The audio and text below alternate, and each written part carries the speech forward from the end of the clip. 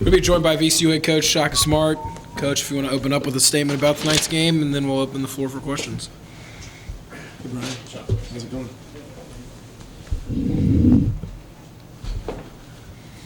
Once again, the crowd was terrific. It really says a lot about the following here at VCU that our program has.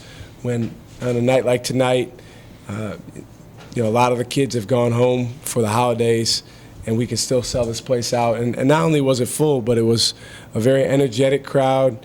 And as I've said many times before, I have not been at a place or been to a place where there's as good of a relationship between the fans and the team. And it's a two-way relationship. It really means a lot. As far as the game, was proud of our guys' energy. I thought there were some times where we lacked some discipline, and Wilmington did a nice job taking advantage of that. But their energy was terrific for the majority of the game, and to set a school record for steals as a team, and then Darius Theus set a school record for steals individually. I think Scott told me we had 20 steals, which is more than anyone's had in any Division I game all year this year. I think that speaks to the potential that our team has to wreak havoc on the defensive end. Questions for Coach Smart? Is this the game to look at when showing what your defense can do? No, I think, honestly, we weren't as good defensively in some ways tonight as we were, maybe against Richmond or against South Florida a couple weeks ago.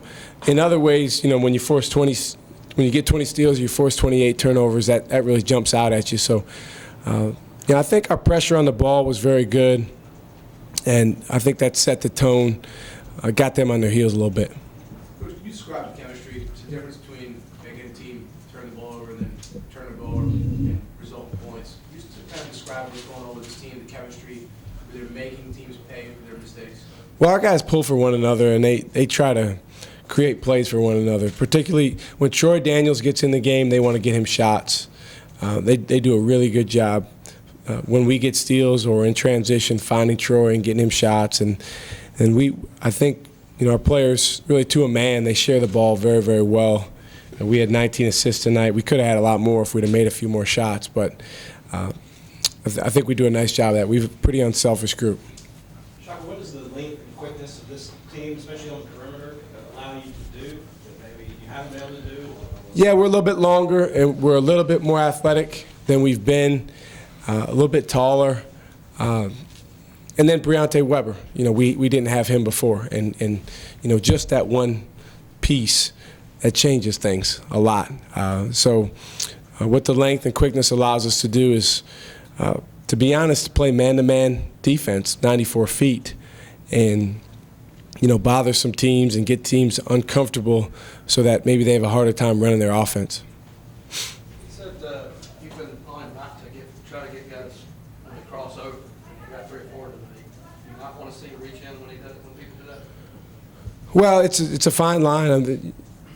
There's times where you can stick your hand in there without really reaching because you're pressuring the guy so well that he crosses over right in front of you and you can take it. And I think that's what he did tonight.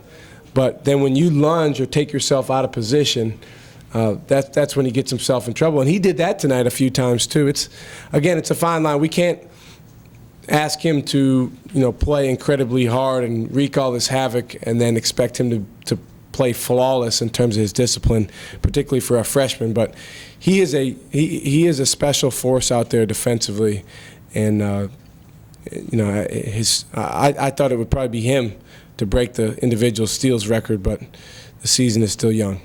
Talk about that relationship that those two you had, Theus and Weber when they were in there, and Yeah, those two really. guys, but they were really creating a lot of problems with guys just getting the ball up the court. Those two guys really feed off one another. They're both from the Tidewater area, and they take pride in that. And even going back to the summer, Tim, when we played pickup basketball, those two guys, they always wanted to be on the same team, and they would play. They'd play together against Eric and Joey and some of the older guys that were around playing.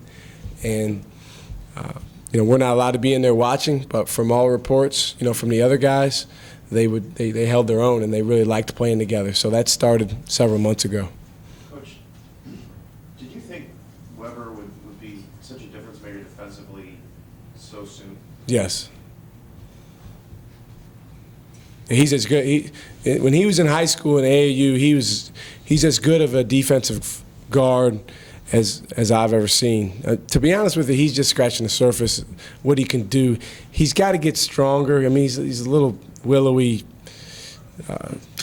pipsqueak out there, but when he gets stronger and he has a little substance to him, and that he's going to be really good.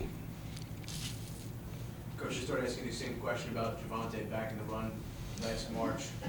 Where is he at right now? You said last year he was just tipping the iceberg. He didn't scratch the surface. Where is he at right now? What are you seeing from him? He's a little bit further ahead than he was, Wes. I mean, he's got a long way to go.